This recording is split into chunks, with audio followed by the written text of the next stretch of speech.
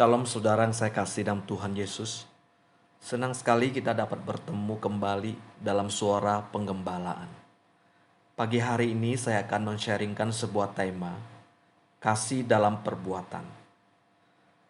Sebuah kisah klasik, dua bersaudara saling mengasihi. Cerita ini bermula dari dua bersaudara ini berpisah. Yang satu tinggal di sebelah utara dan yang lain tinggal di sebelah selatan. Tatkala kehidupan semakin hari semakin sulit, karena berbagai bencana menimpa di negeri itu. Saudara yang satu mulai memikirkan saudara yang lain, bagaimana keadaan mereka. Apakah mereka semuanya baik-baik dan punya makanan? Saudara yang lain juga memikirkan saudaranya, apakah baik-baik dan punya makanan.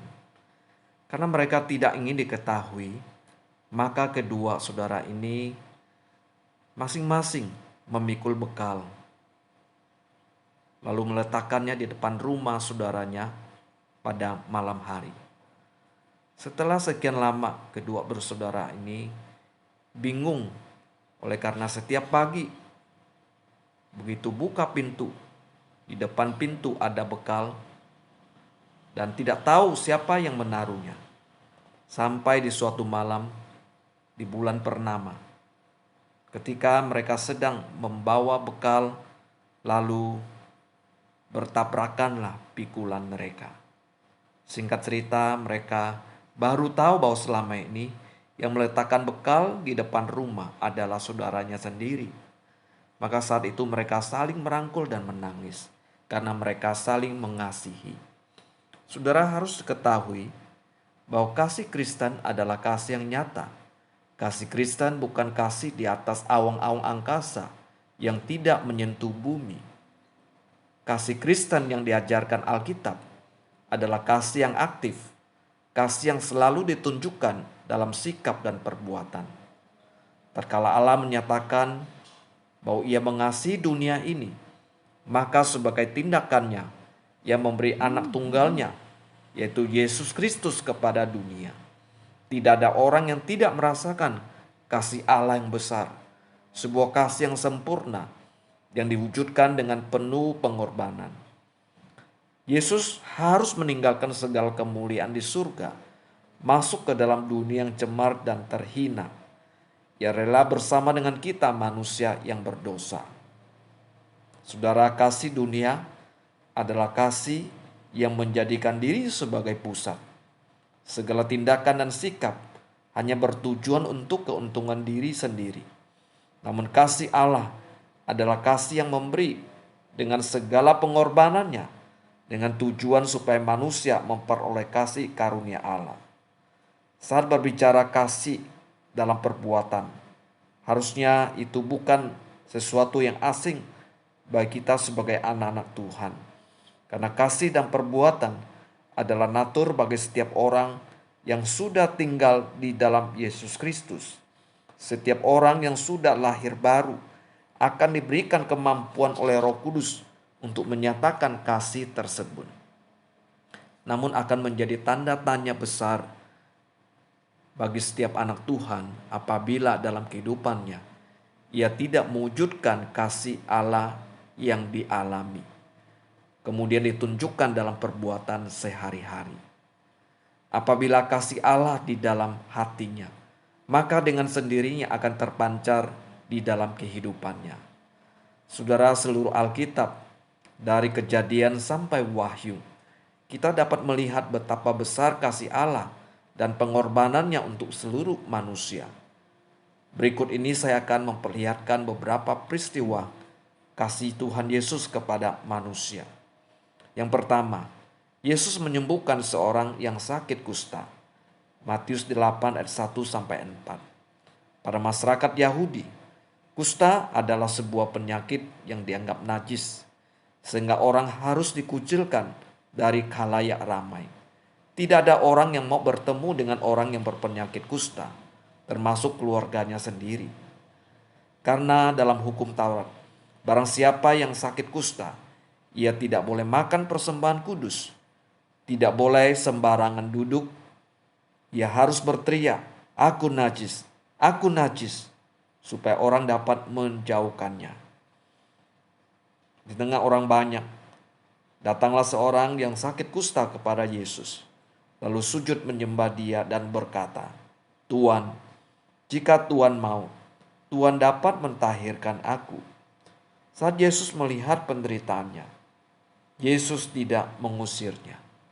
Sebaliknya dengan kasih, Yesus mengulurkan tangannya, menjamah orang itu dan berkata, "Aku mau, jadilah engkau tahir." Seketika itu juga tahirlah orang itu daripada kustanya. Yang kedua, Yesus membasuh kaki murid-muridnya. Yohanes 13 ayat 1 sampai 20. Adalah hal yang tidak lazim seorang guru membasuh kaki muridnya. Seorang guru atau rabi pada saat itu dapat mengajarkan Taurat, hukum-hukum Allah, peraturan-peraturan dan ketetapan-ketetapan dengan memukau bagaimana orang harus mengasihi Allah dan sesama manusia, tetapi mereka sulit untuk melakukannya. Terhadap mengasihi, Tuhan Yesus tidak mengajarkannya dengan sebuah teori yang memukau dan sulit dimengerti murid-murid. Yesus mengajarkannya mengasihi dengan sebuah tindakan yang sederhana. Tuhan Yesus menanggalkan jubahnya. Ia mengambil sehelai kain lenan dan mengikatkannya pada pinggangnya. Kemudian ia menuangkan air ke dalam sebuah basi. Ia membasuh kaki murid-muridnya, lalu menyekanya satu persatu. Ayat 12 sampai ayat 15 mengatakan sesudah ia membasuh kaki mereka, ia mengenakan pakaiannya dan kembali ke tempatnya. Lalu ia berkata kepada mereka, "Mengertikah kamu apa yang telah kuperbuat kepadamu? Kamu menyebut aku guru dan Tuhan, dan katamu itu tepat, sebab memang akulah guru dan Tuhan. Jadi jikalau aku membasuh kakimu, aku yang adalah Tuhan dan gurumu, maka kamu pun wajib saling membasuh kakimu. Sebab aku telah memberikan suatu teladan kepada kamu, supaya kamu juga berbuat sama seperti yang telah kuperbuat kepadamu." Saudara, jikalau kita mengatakan kita mengasihi sesama manusia atau mengasihi saudara seiman, kasih itu baru terwujud ketika kasih itu ditunjukkan dalam perbuatan. Barangkali kasih ditunjukkan kepada sesama dengan berdoa kepadanya, menyapa dengan empati, mengirimkan sebuah kado sederhana, atau memberi secangkir air putih kepadanya. Yang terakhir, Tuhan Yesus mengampuni orang-orang yang menyalibkannya. Sulit memberikan maaf kepada orang-orang melukai hati kita, atau memberi maaf kepada mereka yang telah membuat hidup kita menjadi sengsara. Namun Tuhan Yesus mengasihi mereka yang menghina dan menyalibkannya.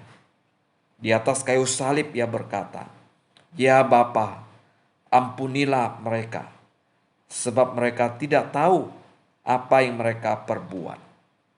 Saudara, pengajaran kasih Kristen bukan sebuah slogan yang enak terdengar di telinga, tetapi sebuah kasih yang harus dipraktikkan dalam kehidupan sehari-hari.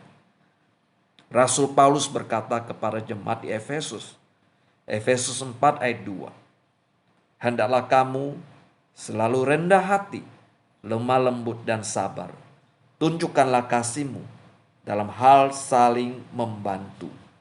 Tunjukkanlah kasihmu dalam hal saling membantu. Dengan menunjukkan kasih dalam perbuatan, dalam hidup saling membantu, maka menjadi sebuah kesaksian hidup anak-anak Tuhan, sehingga nama Tuhan dipermuliakan. Kiranya Tuhan memberkati kita. Amin.